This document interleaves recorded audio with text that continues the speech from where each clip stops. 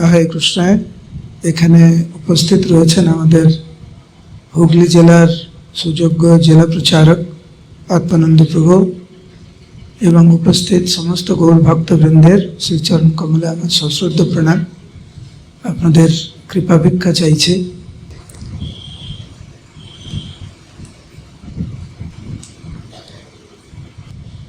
শ্রী বৃন্দাবন ধামে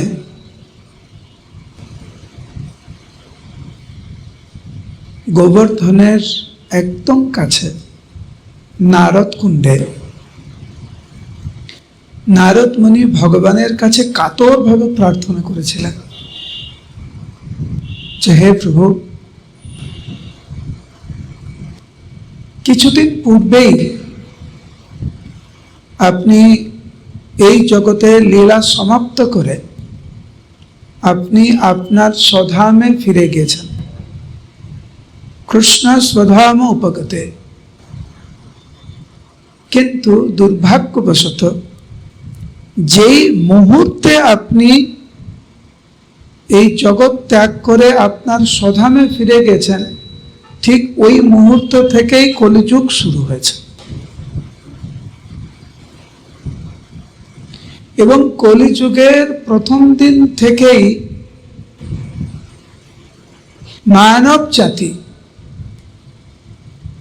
আপনার চরণ কমলে আত্মসমর্পণ না করে মায়ার দাসত্ব স্বীকার করে এই ঘোর সংসারে জন্ম মৃত্যু জরা ব্যাধির চক্রে পুরো পড়ে গেছে, মায়ার জালে। আমি জানি প্রভু, দাপরের শেষে আপনি অবতীর্ণ হলেন, অবতীর্ণ হয়ে এত সুন্দর লীলা করলেন এই বৃন্দাবনে। আপনি যেই চলে গেলেন, মানব বিপদগামী হল। আমি আরেকবার অনুরোধ করছি প্রভু, আপনাকে ছাড়া আমি আর কোনো উপায় দেখছি না, আপনাকেই ফিরে আসতে হবে। স্বপার্শ্ব দোষই মম মেকবার। হে প্রভু, আপনাকে একা আসলে হবে না, স্বপার্শ্বদ সহ আপনাকে কলিযুগের প্রারম্ভেই আরেকবার অবতীর্ণ হতেই হবে। নারদ কুণ্ডে নারদ মুনি কঠোর তপস্যা করেছিলেন, ভগবানের কাছে কাতর প্রার্থনা করেছিলেন আমাদের মতো কলিহত জীবের জন্য। ভগবান খুব প্রসন্ন হয়েছিলেন। কেন? কারণ নারদ মুনি নিজের জন্য প্রার্থনা করছেন না, নারদ মুনি কলিহত জীবের জন্য, সবার জন্য প্রার্থনা করছেন। আমরা সাধারণত যখন ভগবানের সামনে যাই, হয় নিজের জন্য প্রার্থনা করি, নিজের আত্মীয় স্বজনের জন্য প্রার্থনা করি। কয়জন আমরা জগৎ মঙ্গলের জন্য প্রার্থনা করি? যারা আমাদেরকে পছন্দ করেন না, হিংসা করেন, আমাদেরকে কটূক্তি করেন, তাদের জন্য আমরা কখনো প্রার্থনা করি না। কয়জন আমরা সারা ভারতবাসীর জন্য প্রার্থনা করি? কয়জন আমরা সারা পশ্চিমবঙ্গবাসীর জন্য প্রার্থনা করি? এটি একজন সাধারণ ভক্ত এবং উন্নত ভক্তদের মধ্যে পার্থক্য। যারা উন্নত ভক্ত তারা মানব জাতির জন্য প্রার্থনা করেন, সবার জন্য প্রার্থনা করেন। যাদেরকে উনি চিনেন তাদের জন্য প্রার্থনা করেন, যাদের উনি চিনেন না তাদের জন্য প্রার্থনা করেন। এবং যে ভক্ত অপর ভক্তদের মঙ্গল কামনা করে ভগবানের কাছে প্রার্থনা করেন, ভগবান তার প্রতি অত্যন্ত প্রসন্ন হন। ভক্ত অনেক উদার, কারণ ভগবান উদার। ভগবানের নামই মহাবদান্য, নমো মহাবদান্যায়। সেই জন্য রূপ গোস্বামী পাদ মহাপ্রভুকে বললেন, হে প্রভু, আপনি মহাবদান। প্রভুপাদ ইংরেজিতে অনুবাদ করেছেন, দ্য মোস্ট ম্যাগনানিমাস লর্ড। সবচাইতে উদার, সবচাইতে করুণাময়। সেই ভগবানের কাছে নারদ মুনি যখন কাতরভাবে প্রার্থনা করছিলেন নারদ কুণ্ডে, তখন ভগবান কৃষ্ণ স্বয়ং নারদ কুণ্ডে অবতীর্ণ হলেন। তো ভগবান জিজ্ঞাসা করছে, কি চাও তুমি? প্রভু, আপনি তো সব জানেন, আপনাকে আরেকবার অবতীর্ণ হতেই হবে। ভগবান বললেন, আমারও ইচ্ছা ছিল। কেন? শ্রী রাধয়া প্রণয় মহিমা কীদৃশম। ব্রজে যে লীলা করে গেলাম, শ্রীমতী রাধারানীর যে প্রেম, তা দর্শন করে আমি স্তম্ভিত, আস্বাদন করতে ইচ্ছা হয় আমার। কেমন সেই প্রেম! আর আমার মধ্যে কি এমন আছে যেটা দেখে শ্রীমতী রাধারানী এতটাই আপ্লুত? আমার মধ্যে কি আছে ওটাও আস্বাদন করার খুব ইচ্ছা। আর রাধারানী যে কি ভাব, যে কি প্রেম, মদনাক্ষ ভাব, মদনাক্ষ ভাব কেবলমাত্র শ্রীমতী রাধারানীর মধ্যেই উপস্থিত, অন্য কোনো গোপীর মধ্যে নয়।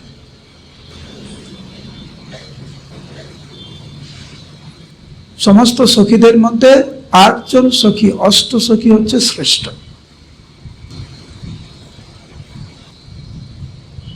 এবং কৃষ্ণের সমস্ত ভক্তদের মধ্যে 2 জন শ্রেষ্ঠ, শ্রীমতী রাধারানী এবং চন্দ্রাবলী। কিন্তু রায় রামানন্দ মহাপ্রভুকে বললেন যে, প্রভু, এই 2 জনের মধ্যে তয়োপি, এই 2 জনের মধ্যে শ্রীমতী রাধারানী হচ্ছেন সর্বশ্রেষ্ঠ। তয়োপি, উভয়ের মধ্যে রাধিকা সর্বথাধিকা মহাভাব স্বরূপেয়ম গুণৈরতি বরীয়সি। তয়োপি, উভয়ের মধ্যে, এই 2 জনের মধ্যে, উভয়ের মধ্যে শ্রীমতী রাধারানী হচ্ছেন সর্বশ্রেষ্ঠ। রাধিকা সর্বথাধিকা মহাভাব স্বরূপেয়ম গুণৈরতি বরীয়সি। রূপ গোস্বামীপাদ বর্ণনা করেছেন যে এই বিভিন্ন যে প্রেম রয়েছে কেবলমাত্র রাধারানীর মধ্যে। সেই জন্য ভগবান ঠিক করলেন যে আমি হচ্ছে শ্রীমতী রাধারানীর ভাব এবং অঙ্গকান্তি গ্রহণ করে আমি এই জগতে আবির্ভূত হব। তোমার যেটা ইচ্ছা জীবদেরকে উদ্ধার করার, সেটাও করব, আর শ্রীমতী রাধারানীর ভাব এবং অঙ্গকান্তি গ্রহণ করে আমি শ্রীমতী রাধারানীর মহিমায় আমি বোঝার চেষ্টা করব। সবাই বলুন হরে কৃষ্ণ। একটু উচ্চস্বরে বলুন। কেন? অনেক ভক্ত, মানে হাজারের ভক্ত বেশি। আরো উচ্চস্বরে, হ্যাঁ, এরকম উচ্চস্বরে বলবেন।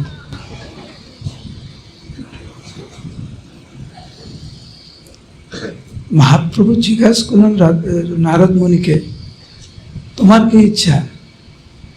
আমি কোথায় আবির্ভূত হবো বলো?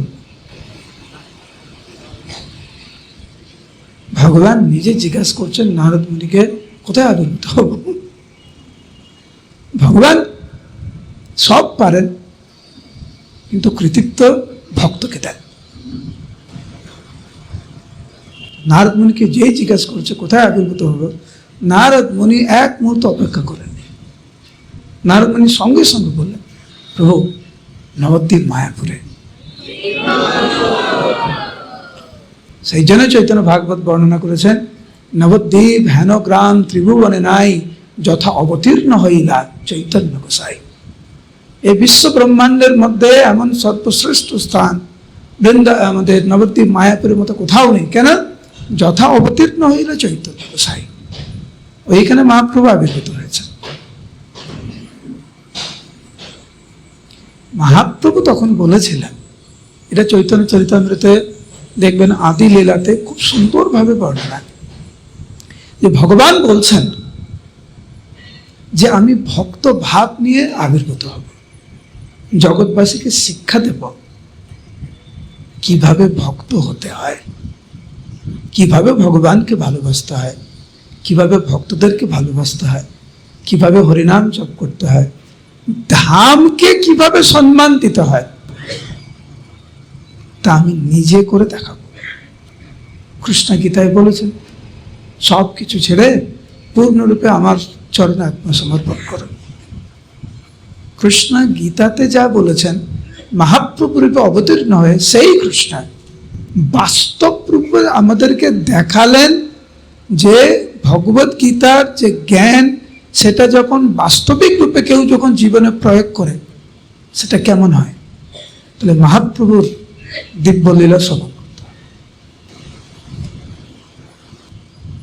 আমরা যে ভক্ত হওয়ার চেষ্টা করছি, মহাপ্রভুর শিক্ষায় শিক্ষিত হয়ে যদি আমরা ভক্ত হওয়ার চেষ্টা করি, তাহলে আমরা ভগবত ভক্তিতে এগোতে পারব। শুনেন, মহাপ্রভু যখন অবতীর্ণ হলেন তখন বৃন্দাবনের যে গরিমা, বৃন্দাবনের মহিমা মানব জাতি প্রায় ভুলতেই চলছে। ঠিক যেরকম মহাপ্রভু চলে যাওয়ার পরে কয়েকশো, মহাপ্রভু চলে যাওয়ার পরে কিছুদিন নবদ্বীপের মহিমা সবাই জানত, কিন্তু তারপরে প্রায় 200 বছরেরও অধিক নবদ্বীপের মহিমা ধীরে ধীরে লুপ্ত হতে থাকে। ভক্তিবিনোদ ঠাকুর নবদ্বীপ ধাম মাহাত্ম্যে এর খুব সুন্দর বর্ণনা করেছেন। তারপরে মহাপ্রভুর ইচ্ছায় আস্তে আস্তে আবার নবদ্বীপ ধামের মহিমা প্রকাশ হতে লাগলো। আজকে সারা বিশ্বের আকর্ষণের প্রাণ কেন্দ্র হচ্ছে মায়াপুর নবদ্বীপ ধাম। মহাপ্রভু যখন অবতীর্ণ হলেন, বৃন্দাবনের মহিমা আস্তে আস্তে লুপ্ত হয়ে যাচ্ছিল। মহাপ্রভু ঠিক করলেন যে ভক্তরা যদি ধামের আশ্রয় না নেয়,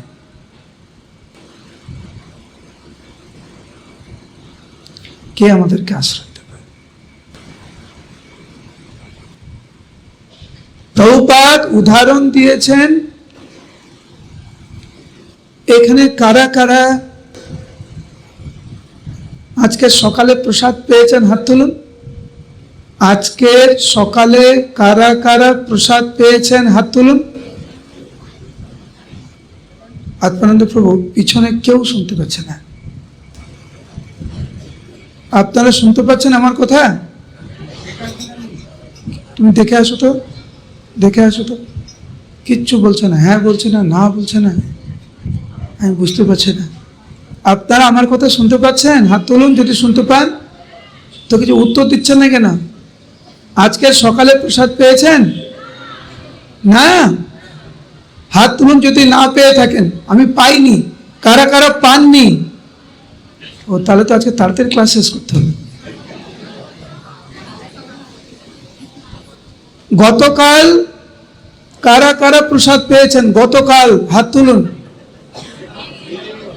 আচ্ছা, হাত, না না, আমি কথা বলতে বলিনি, হাত তুলতে বলেছি। একটু সুযোগ দিলেই কথা বলেছে, কথা বলতে লাগবে। আচ্ছা, এই শরীরটাকে টিকিয়ে রাখার জন্য প্রসাদ পাওয়া কতটুকু জরুরি? জল পান করা জীবন ধারণের জন্য কতটুকু জরুরি? আধ্যাত্মিক জীবন টিকিয়ে রাখার জন্য ধামের আশ্রয় ততটুকু জরুরি। এই উদাহরণ আমার না, এই উদাহরণ প্রভুপাদের। সেই জন্য আপনারা মাঝে মাঝে মায়াপুরে যান। কারা কারা মায়াপুরে গিয়েছেন? হাত তুলুন। সবাই গিয়েছেন। কেন মায়াপুরে যান? আধ্যাত্মিক অনুপ্রেরণা নিতে। আর ভক্তিবিনোদ ঠাকুর বলেছেন যে এই হুগলি জেলা, আপনারা সব হুগলি জেলার বাসিন্দা, তো ভক্তিবিনোদ ঠাকুর বলেছেন যে হুগলি জেলাতে বসেও বা বিশ্বের যে কোনো স্থানে যদি বসে আপনি যদি মায়াপুরের স্মরণ করেন, বৃন্দাবনকে স্মরণ করেন, পুরী ধামকে স্মরণ করেন, বিশেষ করে মায়াপুর ধাম, কারণ মায়াপুর ধাম অনেক করুণাময়। এটা তারকেশ্বর, তো সিঙ্গুর, তারকেশ্বর কাছে এই যে সিঙ্গুর, বিখ্যাত সিঙ্গুর, আমাদের সারা ভারতবর্ষে সিঙ্গুর খুব বিখ্যাত। আপনারা জানেন কেন? তো এই সিঙ্গুরে বসেও যদি কেউ নবদ্বীপ ধামকে স্মরণ করে, তাহলে নবদ্বীপে থাকার ফল পাবে।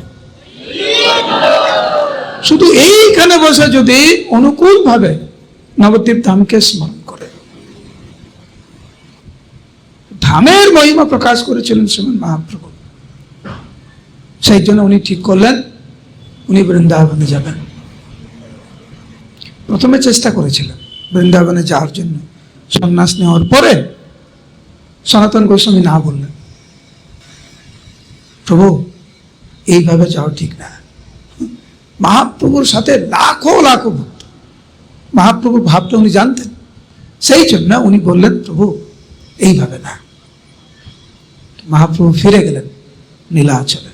কয়েক বছর পরে আবার উনি চেষ্টা করলেন। রায় রামানন্দ এবং সর্বভৌম ভট্টাচার্যকে বললেন যে তোমরা যদি আমাকে একটু অনুমতি দাও তাহলে আমি একটু যাই বৃন্দাবনে, একা যাব, তো অনুমতি দাও। সরু দামোদর গোস্বামী রায় রামানন্দ বললেন না, একা যাওয়া হবে না, দুজনকে নিয়ে যাও। তো এটা অনেক কাহিনী, আমার একটা ক্লাস আছে, শুনতে পারেন যে মহাপ্রভু কিভাবে ভক্তদের কথা শুনতেন, ভক্তরা যা বলতেন এই ব্যাপারে একটা, এই শুধু এই বিষয় যে মহাপ্রভু শুধু রায় রামানন্দকে আর সরু দামোদরের কাছ থেকে অনুমতি নিচ্ছে, মহাপ্রভু কেন অনুমতি নিচ্ছে, তার কারণ কি? ভক্তদের জীবন কেমন হওয়া উচিত, যত জুনিয়র হোক আর যত সিনিয়র হোক, আমাদের প্রত্যেকের জীবনে এরকম যেন 2-4 জন ভক্ত থাকে যাদের অনুমতি নিয়ে, যাদের আনুগত্য স্বীকার করে, যাদের তত্ত্বাবধানে আমরা ভক্তি জীবন করি। ভক্তি জীবনে এমন কোনোদিন যেন না আসে আমাদের আমরা কারোর আনুগত্য স্বীকার করার দরকার নেই, ওর সাথে ভক্তি জীবনের কোনো সম্পর্ক নেই। ভক্তি জীবন মানে হচ্ছে আনুগত্যের জীবন। মহাপ্রভু অনুমতি চেয়েছেন রায় রামানন্দ স্বরূপ দামোদর গোস্বামীর কাছ থেকে। মহাপ্রভু কেন নিলেন বলভদ্র ভট্টাচার্যকে সঙ্গে বৃন্দাবনে যাওয়ার জন্য? কারণ এইটাই ছিল স্বরূপ দামোদর গোস্বামী এবং রায় রামানন্দের ইচ্ছা। দুইজনকে নিয়ে গিয়েছেন, বলভদ্র ভট্টাচার্য এবং আরেকজন ভক্ত। ওদেরকে একটু বন্ধ করতে বলুন।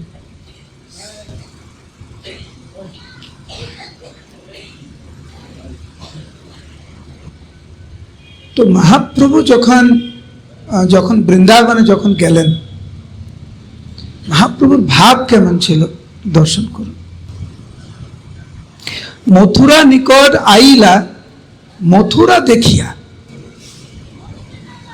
তার মানে কি নিকটে এসছে, এখনো প্রবেশ করেনি। মথুরা দেখিয়া, মথুরার কাছাকাছি এসে দূর থেকে মথুরাকে দেখতে পাচ্ছে, মথুরা ধাম। দণ্ডবোধ হইয়া পড়ে প্রেমাবিষ্ট হইয়া, দূর থেকেই বৃন্দাবন ধামকে দেখে, মথুরাকে দেখে, মথুরা ধামকে দেখে দণ্ডবোধ প্রণাম করলেন প্রেমাবিষ্ট হইয়া। জীব গোস্বামী পাদ যখন মায়াপুরে আসলেন একই মনোভাব, রূপ সনাতন যখন গেলেন একই মনোভাব, নরোত্তম দাস ঠাকুর যখন গেলেন একই মনোভাব। আমাদের কিরকম মনোভাব যখন মায়াপুরে যান?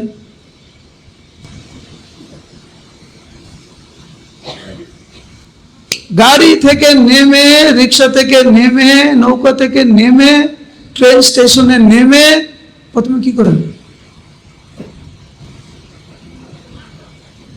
ভাবুন একটু।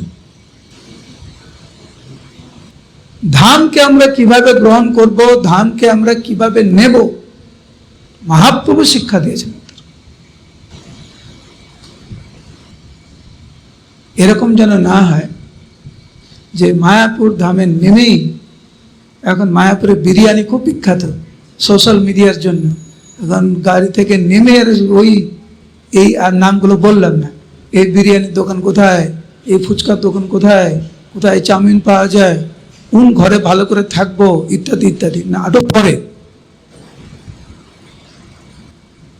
নবদ্বীপ স্টেশনে নামবেন, আগে প্রণাম করুন। মন্দিরে আসবেন, মায়াপুরে নামহট্ট, আপনার সবাই নামহট্টের ভক্ত, রিক্সা থেকে নামবেন, প্রণাম করুন। আবার মাঝ রাস্তায় না, আবার ওখানে তো আবার রাস্তায় গাড়ি ঘোড়া চলে, ভিতরে এসে আগে প্রণাম করুন। আগে মানুন এটি মহাপ্রভুর বাড়ি। অনন্ত জীবনের অনন্ত কাল ধরে যে স্বীকৃতি আমরা পেয়েছি, অজ্ঞাত স্বীকৃতি, তার ফলে আমরা মায়াপুরে প্রবেশ করতে পারছি। বলে দণ্ডবোধ প্রণাম করুন, বলুন হরে কৃষ্ণ। পরের বার যখন মায়াপুরে যাবেন প্রথমে এটা করবেন। নবদ্বীপ ধাম কারুর জন্মস্থান হতে পারে, কারুর কর্মস্থান হতে পারে, কিন্তু আমাদের জন্য নবদ্বীপ ধাম হচ্ছে আরাধনা স্থান, বৃন্দাবন ধাম হচ্ছে আরাধনা স্থান, পুরী ধাম হচ্ছে আরাধনা স্থান। কারা কারা পুরী ধামে গিয়েছেন? স্টেশনে নেমে প্রণাম করেছেন? এবারে করবেন। মহাপুরুষ শিক্ষা দিচ্ছে, দণ্ডবোধ হইয়া পড়ে প্রেমাবিষ্ট হইয়া। একটা জিনিস আপনাকে বলি, ধামের কৃপা যদি পেতে চান, কারা কারা ধামের কৃপা পেতে চান বলুন হরি বল। যারা ধামবাসী আছে তাদের করোনা দরকার। ধামবাসে যদি দেখে যে এই ভক্ত মায়াপুরে আসলো, এসেই আগে ধামের ধুলি মস্তকে ধারণ করছে, তারা প্রসন্ন হবে। দেখেছো ধামের প্রতি কতটুকু সম্মান, ওনারা প্রসন্ন হবে। ওনাদের প্রসন্নতা আমাদের ভক্তি জীবনে অগ্রসর হওয়ার জন্য খুব জরুরি। ধামবাসীদেরকে নিন্দা করবেন না। ধামবাসীরা কে কি করছে, কে বিড়ি খাচ্ছে, কে মাছ খাচ্ছে, কে পান চিবাচ্ছে, কে কে কি করছে, ওটা আমাদের দেখার দরকার নেই। সেটা উনি আর ভগবানের মধ্যে, আমরা শুধু সম্মান করি। হরে কৃষ্ণ। এরকম মনোভাব নিয়ে যাবেন, বিনম্র চিত্তে। একদিন থাকবেন, 2 দিন থাকবেন, 3 দিন থাকবেন, যতদিন থাকবেন একদম বিনম্র চিত্তে। মহাপ্রভুর বাড়িতে আশ্রয় নিয়ে আছেন কয়েকদিন, ওইভাবে থাকবেন। আবার যখন এখানে আসবেন, সিঙ্গুরে যখন ফিরে আসবেন, ধামকে হৃদয়ে ধারণ করবেন, স্মরণ করবেন, ধামে থাকার ফল পাবেন। মহাপ্রভু কতটুকু সম্মান দেখিয়েছিলেন আমাদের কল্পনা। উনি তো ভগবান, উনি যেহেতু উনি ভক্ত ভাব নিয়ে উনি আবির্ভূত হয়েছেন।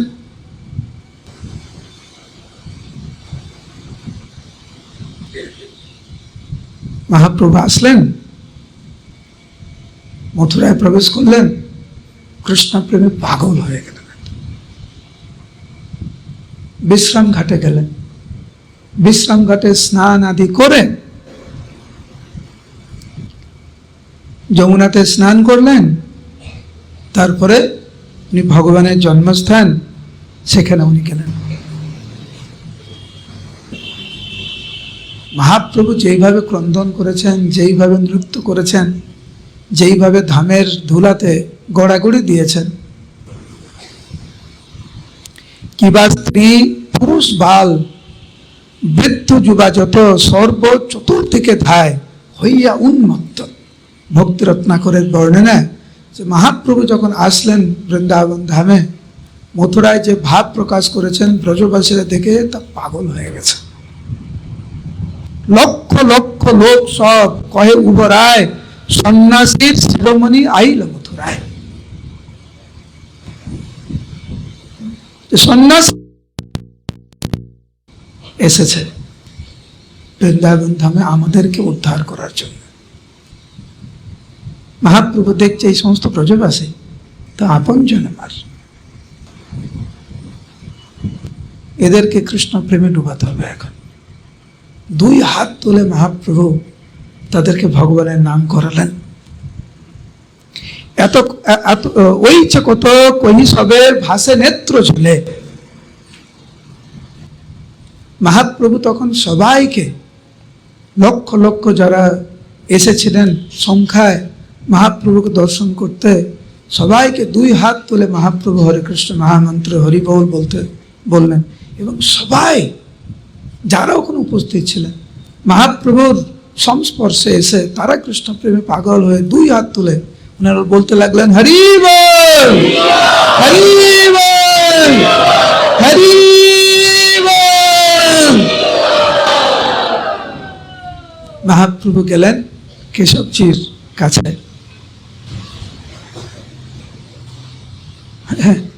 মহাপ্রভুকে দেখতে এত সুন্দর, ভুবন মোহন গৌরচন্দ্র শোভা দেখি ফিরাইতে নারে কেহ অনিমিষ আঁখি। এত সুন্দর দেখতে মহাপ্রভুকে, কেউ আর চোখ ফিরাতে পারছে না।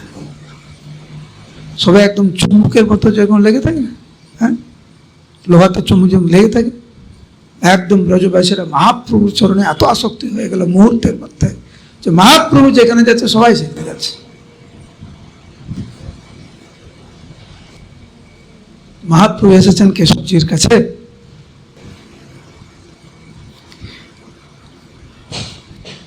মহাপ্রভু কেশবজিকে দেখে পাগল হয়ে গেছে।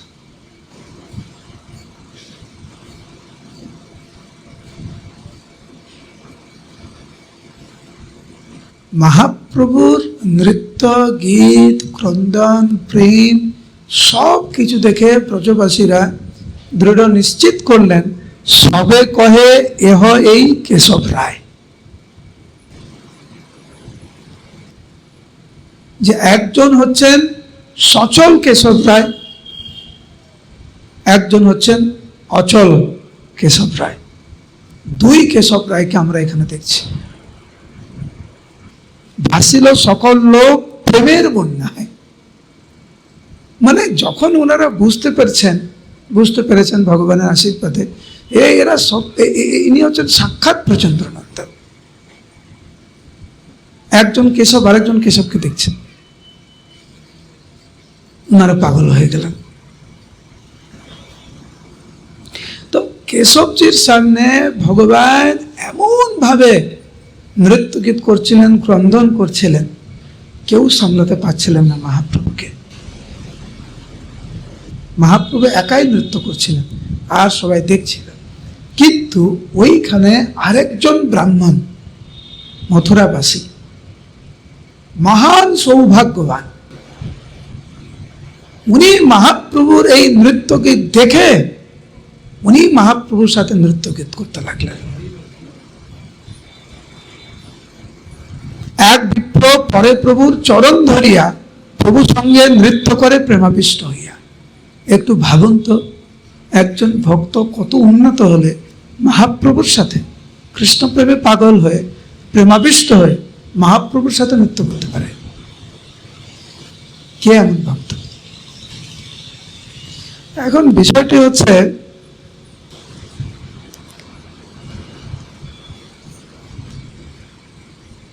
অন্যরা মহাপ্রভুর নৃত্য দেখেছেন, আর এই ব্রাহ্মণ কৃষ্ণ প্রেমে পাগল হয়ে মহাপ্রভুর সাথে নৃত্য করেছেন। কিছুক্ষণ পরে যখন মহাপ্রভু একটু শান্ত হলেন, তখন মহাপ্রভু ভাবতে লাগলেন, এই ব্যক্তির মধ্যে এত কৃষ্ণ প্রেম কি করে, ইনি কে? আর সেই ব্রাহ্মণ ভাবতে লাগলেন, এই যে সন্ন্যাসী, এর মধ্যে এত প্রেম, কৃষ্ণ প্রেম, এটা কি করে? দুইজনই ভাবছে কি করে সম্ভব? মহাপ্রভু তো ভগবান। কিন্তু মহাপ্রভু ভাবলেন যে এত প্রেম আমি তো দেইনি। নৃত্য গীতের পরে মহাপ্রভু আমাকে ডেকেছে, ডেকে কোনায় গেছে, হে বলছে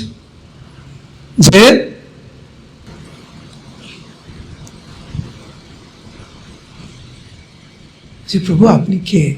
মহাপ্রভু জিজ্ঞেস করছেন ওই ব্রাহ্মণকে, প্রেম কোথায় পেলেন আপনি? আপনার মধ্যে যে প্রেম দেখে আমি বিস্মিত, আমি স্তম্ভিত, আপনার পরিচয় কি? তখন সেই ব্রাহ্মণ বললেন যে প্রভু, আমি হচ্ছে শ্রীপাদ মাধবেন্দ্র পুরীপাদের শিষ্য। মহাপ্রভুর গুরুর নাম কি? হরে কৃষ্ণ। আপনারা জেগে আছেন? সবাই তো দেখছে তাকিয়ে আছে, হাঁ করে তাকিয়ে আছে, উত্তর দিচ্ছেন না কেন? মহাপ্রভুর গুরুর নাম কি? ঈশ্বর পুরীপাদ। ঈশ্বর পুরীপাদের গুরুর নাম কি? মাধবেন্দ্র পুরীপাদ। এই ব্রাহ্মণ কার শিষ্য বলছে? তাহলে মহাপ্রভু কে হয়নি? হ্যাঁ, মহাপ্রভুর গুরু, উনি গুরুবর্গ। উনি গৃহস্থ ভক্ত ছিলেন, আর পরম পুরুষোত্তম ভগবান এখন সন্ন্যাস রূপ। কিন্তু যেই মুহূর্তে শুনেছে এই ব্রাহ্মণ গৃহস্থ ভক্ত মাধবেন্দ্র পুরীপাতের শিষ্য, সঙ্গে সঙ্গে মহাপ্রভু ওনার পায়ে পড়ে গেছে, ওনার চরণ পড়ে গেছে। উনি ভগবান সন্ন্যাসী। ব্রাহ্মণ দেখছে, আরে আমি গৃহস্থ, এ সন্ন্যাসী মানুষ আমার পায়ে পড়ে গেছে। সঙ্গে সঙ্গে ওই ব্রাহ্মণ মহাপ্রভু পায়ে পড়ে গেছে। পায়ে পড়ে বলছে, প্রভু আপনি কি করছেন এটা?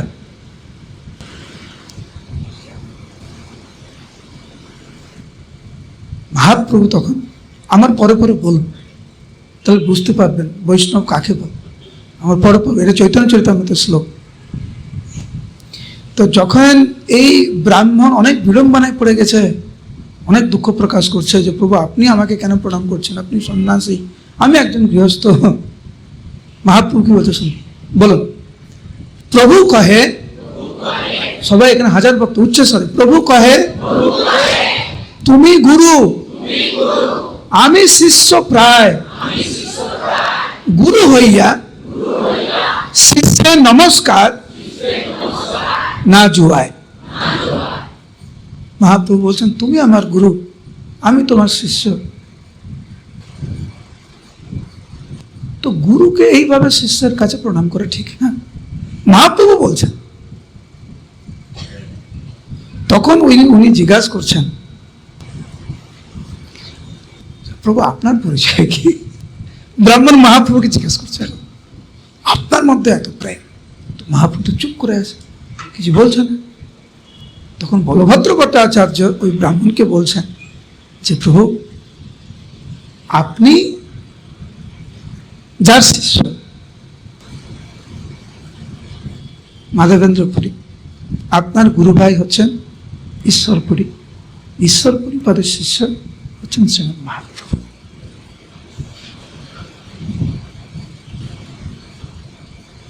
এই ব্রাহ্মণ তখন বলছে আমার কি সৌভাগ্য, এখন আমি বুঝতে পারলাম এরকম প্রেম আপনার মধ্যে কি করে হলো। ব্রাহ্মণ বলছে আচ্ছা এটা মাধবেন্দ্র পুরীপাদের কৃপায়, গুরু কৃপাই কে বল। মহাপ্রভু খুব খুশি যে ওনার গুরুবর্গকে উনি সামনে পেয়েছেন। তখনই ব্রাহ্মণ বলছে যে প্রভু গুরুদেব আমার বাড়িতে এসেছিল এবং আমার সৌভাগ্য হয়েছিল আমি নিজে রান্না করে গুরুদেবকে প্রসাদ পেয়েছি। মহাপ্রভু এইটা শুনেই বলছেন, মানে অপেক্ষা করছে আমাকে কখন ডাকবে। যেই গৃহে মাধবেন্দ্র পুরীপাদ গিয়েছে ওই বাড়িতে আমি যেতে পারবো না, একটু মানে উনি উৎসাহ দিচ্ছে একটু ডাকো আমাকে। তখনই ব্রাহ্মণ বলছে প্রভু আপনি আমার বাড়িতে চলুন। মহাপ্রভু এক কথায় রাজি, এক কথায়। মানে মহাপ্রভু বলবৎ ওই ব্রাহ্মণ বলছে, সানোরিয়া ব্রাহ্মণ বলছে প্রভু আপনার বাড়িতে আমার বাড়িতে চলুন, একটু প্রসাদ পাবেন। মহাপ্রভুর কিন্তু প্রসাদ পাওয়া তো একটা বিষয় ছিল, কিন্তু মহাপ্রভুর হৃদয়ের ইচ্ছা যেই বাড়িতে মাধবেন্দ্র পুরীপাদ গিয়েছে, যেই বাড়িতে মাধবেন্দ্র পুরীপাদ প্রসাদ পেয়েছে, ওই বাড়িতে যাওয়া হচ্ছে আমার পরম সৌভাগ্য, ওই বাড়িতে প্রসাদ পাওয়া আরো পরম সৌভাগ্য। এক্ষুনি ধীরে ধীরে মহাপ্রভুর কৃপায় বুঝতে পারছে আস্তে আস্তে মহাপ্রভুর মহিমা। তো ওই ব্রাহ্মণ গিয়েছে, উনি এখন ভাবছে মহাপ্রভুকে আমি কি করে রান্না করে প্রসাদ পাবো, এটা ঠিক না। ব্রাহ্মণের অনেক স্তর আছে, সানোরিয়া ব্রাহ্মণের স্তরটা একটু নিচু। তো উনি ভাবলেন উনি রান্না করবে না। বলভদ্র ভট্টাচার্য সানোরিয়া ব্রাহ্মণের যে স্তর তার থেকে আরো উঁচু, যে প্রভু আমি সব বন্দোবস্ত করে দিয়েছি, আপনি শুধু রান্নাটা করুন। সঙ্গে সঙ্গে মহাপ্রভু প্রতিবাদ করলেন যে আপনার শ্রীহস্ত থেকে মাধবেন্দ্র পুরীপাদ প্রসাদ পেয়েছে, আমার ইচ্ছা আপনি রান্না করুন, ভোগ লাগিয়ে সেই প্রসাদ আমি পেতে চাই। কিন্তু সনরীয় ব্রাহ্মণ বলছে, প্রভু আমি রান্না করতে পারি, কিন্তু লোকে আপনাকে নিন্দা করবে যে কেন সনরীয় ব্রাহ্মণের হাতে মহাপ্রভু প্রসাদ পেল, ওইটা আমি সহ্য করতে পারবো না। তখন মহাপ্রভু বললেন, শূদ্রম বা ভগবত ভক্তা নিষাদম স পচম তথা বিক্ষতে জাতি সামান্যাত না ইয়াতি নরকম ধ্রুবম। একটু মানে ভয়ের শ্লোক শুনুন। শূদ্র বা চণ্ডাল বা ব্যাধ হলেও ভগবত ভক্ত ব্যক্তিকে সামান্য জাতি জ্ঞানে তাকে নিজ মনে করে দর্শন করা কর্তব্য নয়। এখানে আপনারা যারা এখানে বসে আছেন, এখানে কিন্তু অনেকে আছে, দাস, ঘোষ, চক্রবর্তী, ব্যানার্জি, আর কয়টা টাইটেলের নাম বলো এখানে? হ্যাঁ, কি? পাল, তারপরে ধোলে, ধোলে, কোলে, কোলে টাইটেল আছে? আমি প্রথম শুনলাম। বাঘ, হ্যাঁ, হাতি টাইটেল? এখানে কে কে হাতি টাইটেল আছে? হাত তুলুন। হাতি, বাঘ আছে? বাঘ, ও হাত তুলেছে। বাঘ, নমস্কার, হরে কৃষ্ণ, প্রণাম নেবেন। বাঘ, হ্যাঁ বাঘ, আপনিও বাঘ। তো আমাদের অনেক কিছু পদবি হতে পারে, কেউ চক্রবর্তী, কেউ দাস, কেউ ঘোষ, কেউ হাতি, কেউ বাঘ, কেউ দোল, কেউ ভোল। কুমির আছে নাকি? যেই যা পদবি থাক না কেন, একবার সে যখন বৈষ্ণব হবে, জাতি বুদ্ধি যেন আমরা না করি। এর সাথে আমি প্রসাদ পাবো না, কারণ আমি চক্রবর্তী, উনি বাঘ, পাবো না। দূরে বাঘের লাইন আলাদা, হাতির লাইন আলাদা, কুমিরের লাইন আলাদা, চক্রবর্তীর লাইন আলাদা। আত্মানন্দ প্রভু কখনো এরকম করে লাইন করেছে প্রসাদের সময়? এটা বাঘের লাইন, এটা হাতির লাইন, এটা কুমিরের লাইন, এটা চক্রবর্তীর লাইন না। তো এখানে মহাপ্রভু বলছেন যে বৈষ্ণব জনকে সামান্য জাতি জ্ঞানে দর্শন করলে নিঃসন্দেহে নরক গমন হয়। মহাপ্রভুর শিক্ষা। তারপরে মহাপ্রভু অনেক ওনাকে বুঝালেন। তর্ক প্রতিষ্ঠান শ্রুতዮ বিভিন্নাম নসো ঋষির ইয়স্য মতম ন ভিন্নম ধর্মস্য তত্ত্বম নিহিতম গুহায়ম মহাজনয়েন কথাসু পথ্যা। আমাদের মধ্যে অনেক পণ্ডিত আছে, দেখবেন পণ্ডিতের শেষ নাই। এখন যদি আমরা বলি পুরুষোত্তম ব্রত কি করে করতে হয়, এখানে যে বসে আছেন না, যতজন বসে আছেন তত পথ বেরোবেন। নখ কাটা হবে কি নখ কাটা হবে না, এইটা নিয়ে অনেক। সন্দক লবণ খাবো না এমনি লবণ খাবো, সেটা নিয়ে অনেক। আলু খাওয়া যাবে না, আলু খাওয়া যাবে না, এটা নিয়ে অনেক, মানে শেষ নাই। মহাপ্রভু বললেন, কিন্তু মাধবেন্দ্র পরিপাত যেটি স্থাপন করে গেছেন এটি শাস্ত্রের সার। মাধবেন্দ্র পরিপাত আপনার শ্রীহস্ত থেকে প্রসাদ পেয়েছেন, আমি আপনার হাত থেকে প্রসাদ পাবো, বাস। তো ওই ব্রাহ্মণ ভাবছে মহাপ্রভু যখন এরকম বলছে আমি পাবো, শুধু সরি মানে মহাপ্রভু, ব্রাহ্মণ ভাবছে যদি মহাপ্রভু যদি ইচ্ছা হয় আমার হাত থেকে, আমার হাতে রন্ধন করার প্রসাদ উনি পাবেন, আমার পরম সৌভাগ্য। রান্না করলেন আর মহাপ্রভুকে প্রসাদ পাওয়ালেন। ধর্ম স্থাপন হেতু সাধু ব্যবহার, পুরী গোসাইয়ের আচরণ সেই ধর্মসার। মহাপ্রভু বললেন সেই জন্য মহাজনদের অনুসরণ করা। আমাদের কৃষ্ণ ভাবনামৃত সংঘে ইস্কনে প্রভুপাদই হচ্ছে শেষ কথা, শেষ কথা।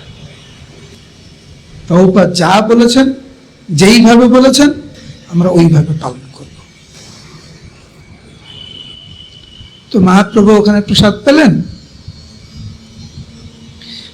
এখন মহাপ্রভু এই ব্রাহ্মণের বাড়িতে দাবানলের মতো খবর ছড়িয়ে গেছে যে মহাপ্রভু ওনার বাড়িতে প্রসাদ পাচ্ছে। ব্রাহ্মণের তো ভয়, আগে বলেছে প্রভু আপনি আমার বাড়িতে প্রসাদ পাবেন, সবাই নিন্দা করবে, তখন আমার কি হবে? এখন লক্ষ লক্ষ লোক আইসে নাহিক গণন, মানে ওই সানরিয়া ব্রাহ্মণের বাড়িতে বাইরে, মহাপ্রভু তো ভিতরে, লক্ষ লক্ষ ভক্ত, মানে দাঁড়ানোর জায়গা নেই, বসার জায়গা নেই। মহাপ্রভু বুঝতে পেরেছে লক্ষ লক্ষ ধর্ম স্থাপন করার জন্য বৈষ্ণবদের মধ্যে জাতি ভেদ, গুরু মহারাজের লেকচার শুনছেন পুরনো, আমার পুরোটা মনে নেই, এরকম একটা কথা আছে, গুরু মহারাজ চিৎকার করে বলছে কোন জাতি ভেদ, কোন রাষ্ট্রভেদ, আর কি কোন রণভেদ, কোন ভেদাভেদ নেই। এই হচ্ছে আসল united nations of the spiritual world. Nitai Gaur Premananda. এরকম গুরু মহারাজ বলছেন, কোন ভেদাভেদ নেই। এইটা হচ্ছে আসল ইউনাইটেড নেশন। আর আসল ইউনাইটেড নেশনের একটা জ্বলন্ত উদাহরণ হচ্ছে আমাদের ইস্কন। দেখুন এই সিঙ্গুরে এত ভক্ত, সমস্ত স্তর থেকে, গরিব ধনী, শিক্ষিত অশিক্ষিত, কালো রং সাদা রং, সবাই একসাথে হরিনাম, কোনো ভেদাভেদ। মহাপ্রভুটা স্থাপন করলেন, মহাপ্রভু ঘরে বাইরে আসলেন, বাইরে এসে সবাইকে হরিনাম করলেন, সবাইকে এক করে দিয়েছে, কারোর মুখ থেকে আর কোনো কথা নেই, সবাই প্রেমে মত্ত। আর প্রেমে মত্ত থাকলে এত ভেদাভেদ নেই, সংসারে মত্ত থাকলে এত ভেদাভেদ। দেখবেন যে ভালো জপ করে, যে ভালো ভক্ত, এই খুঁটিনাটি নিয়ে মাথা গলায় না। প্রভু আপনি সেলাই করা জামা পরেছেন, সেলাই পরা জামাতে হরিনাম হয় না প্রভু।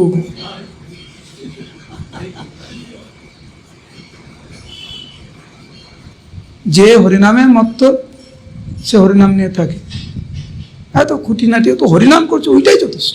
এটাই মহাপ্রভুর শিক্ষা। তো ভক্ত হয়েছে, মহাপ্রভুকে মানে, কৃষ্ণকে মানে, এত ভেদাভেদ কেন? সেই জন্য মহাপ্রভু উদ্ধৃতি দিয়ে শিখালেন যে ভেদাভেদ করে নরকে যাবে। পদ্মপুরাণ থেকে শ্লোক মহাপ্রভু উক্তি করলেন। এই যে ভাবধারা, সবাইকে এক করে এগিয়ে যাওয়ার, এটা হচ্ছে ভগবানের ভাব, এটা হচ্ছে জগন্নাথের ভাব। বলুন জয় জগন্নাথ, উচ্চস্বরে জয় জগন্নাথ। প্রভুপাদ চিঠিতে বলছেন আমার ইচ্ছা হচ্ছে সারা বিশ্বে জগন্নাথের সংস্কৃতি প্রচার করা। জগন্নাথের সংস্কৃতি মানে কি? প্রভুপাদ শব্দ ব্যবহার করেছেন জগন্নাথ কালচার। আমরা শুনেছি ভারতীয় কালচার, ভারতীয় সংস্কৃতি, বৈদিক সভ্যতা, বৈদিক কালচার, কিন্তু জগন্নাথ কালচার বা জগন্নাথের সংস্কৃতি কোথায় শুনেছি? প্রভুপাদ বলেছেন জগন্নাথের সংস্কৃতি মানেই হচ্ছে ঐক্যবদ্ধের কালচার, কোনো ভেদভাব নেই, সবাই ঐক্যবদ্ধভাবে প্রচার করবে, ঐক্যবদ্ধভাবে কৃষ্ণ ভক্তিতে থাকবে, সেবা করবে, ভগবানের নাম করবে, আর মহাপ্রসাদ পাবে। মহাপ্রসাদ কি? আমি সবসময় বলি, আমি কয়েক বছর আগে পুরীতে গিয়েছিলাম, ওখানে একজন পান্ডা আছে আমার জানাশোনায়, তো রাত হয়ে গেছে, তো আমি জাস্ট দর্শন করে ঠিক বেরিয়ে আসি, দেখছি ওই পান্ডা, উনি মানে ভিতরে সেবা পুজো টুজো করে আর কি, একদম ভগবানের ঘর থেকে বেরিয়ে আসে। তা আমার সাথে আরও ভক্ত ছিল, তা আমরা ওনাকে বললাম কিছু পাওয়া যাবে নাকি ভিতর থেকে? ভিতর থেকে মানে একদম জগন্নাথের মানে ওখান থেকে কিছু পাওয়া যাবে এখানে? রাত্রিবেলা তো আনন্দবাজার তেমনি পাওয়া যায়, গেলে তুই 5 পয়সা দিলে পাওয়া যায়, ভিতর থেকে কিছু পাওয়া যাবে? বললো বসুন আমি নিয়ে আসছি। ভিতর থেকে এরকম একটা পট, মাটির হাঁড়ি, ভিতর থেকে নিয়ে আসলো, বললো বসুন, একদম বাইরে বসুন। তো বসে গেল, উনি দেখলাম বসে গেল, কোনো পাতা নেই, কিছু নেই।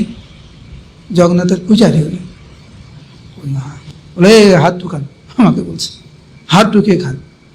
তো আমরা সবাই মিলে একই পট থেকে, আমার অবাক লেগেছে, উনিও ওই পট থেকে, একই পট থেকে জগন্নাথের প্রসাদ আমরা সবাই মিলে গোল করে প্রসাদ পাই। এটা জগন্নাথের কালচার। আমরা চাই সিঙ্গুরের এই জগন্নাথের সংস্কৃতি আরো প্রচারিত, আরো প্রসারিত। আপনারা কয়েক বছর ধরে রথযাত্রা শুরু হয়েছে, কত বছর হলো? 2021 সাল থেকে সিঙ্গুরে রথযাত্রা শুরু হয়েছে। আপনাদের সহযোগিতায় কয়েক বছরের মধ্যে রথযাত্রা এত বড় হয়েছে, কারণ আপনারা সহযোগিতা করেছেন। এই রথযাত্রায় অংশগ্রহণ করা, এই রথযাত্রায় সহযোগিতা করা, কোনো না কোনোভাবে সেবাতে যুক্ত হয়, মানে জগন্নাথের যে ইচ্ছা, সেই ইচ্ছাটাকে বাস্তবে রূপদান করার জন্য সহযোগিতা করা। এটি মহাপ্রভুর প্রেরণা, এই যে রথযাত্রা হচ্ছে এখানে।